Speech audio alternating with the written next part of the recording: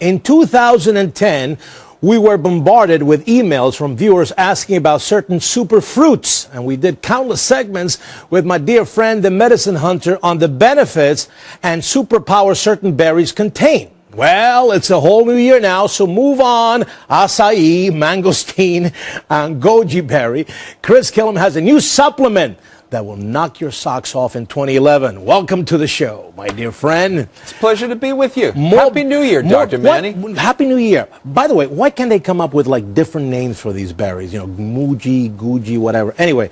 They should consult you ahead of time. Absolutely. That's what should happen here. I know. Berry number 1, berry number 2, berry number 3. Berry 36. Absolutely. Right. Listen, everybody's very excited because you're going to reveal to them, you're going to reveal to the world what the 2011 most powerful berry is going to be. I feel like Karnak on Johnny Carson. Go ahead, tell me. I should have a turban. Tell me, what is this berry and what does it do? It's called Maqui berry. Maqui berry. And here's what I can tell you. It's purple.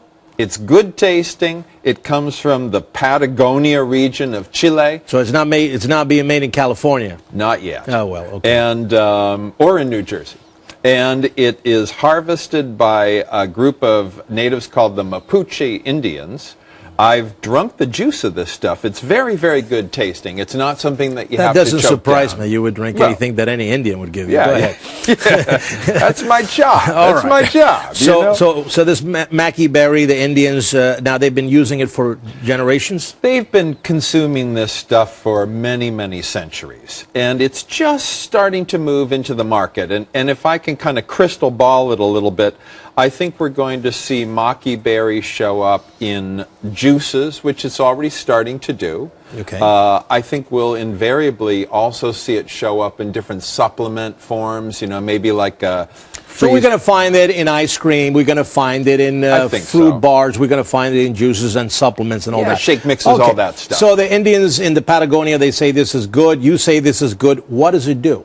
Well, like all of the other purple fruits, it's rich in these antioxidants called anthocyanins. They're the most powerful protective compounds that we know of in nature. And so they retard the destruction of your cells.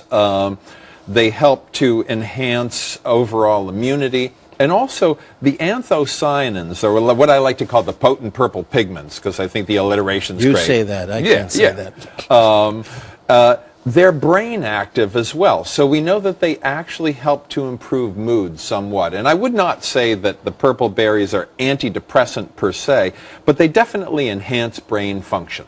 Can you make wine out of these things? You can make wine out of any fruit. I know. And wineberry. Yeah, and I think that there are some people there, just like with elderberry in Austria, there are some people in Chile who I think do make Maqui berry wine. Fruit wines, other than grape wines, aren't typically so popular here in the U.S. I mean, they're kind of a marginal sector of the wine market. So I don't really think that Maqui berry wine is going to be a big thing. But if you're asking me kind of surreptitiously if I bring you back a bottle, the answer is yes. Absolutely. I think that you should, because you know how Did we just have a transaction? We just had a transaction. Okay. Because you know how I love to experiment. Experiment. And experiment I shall. It's a bioassay. It's a right, exactly. And I think it would be important to tell the viewers how I feel after I drink the berry wine. Healthier, smarter. All right. Last question for you. At the intro, I said goodbye to all of these, you know, acai, and I said goodbye to the mangosteen. I think I said goodbye to the goji berry. How does this Maqui berry compare to the Guji berry or goji berry? I'm not actually saying goodbye to those. I think that we're broadening our repertoire of healthy foods as we learn about acai and mangosteen and goji and a number of other things. I think they're here to stay. I think that Maqui berry is at least as high in antioxidant activity as acai, maybe a little bit more so. So it's definitely real healthy. I think it's just going to add to the mix rather than replace those other superfruits. So more choices. More choices. Now, and again, this is the last question I want to ask you. If somebody's listening to all of this, and they say, okay, I love to get myself into the, you know, super berry modality.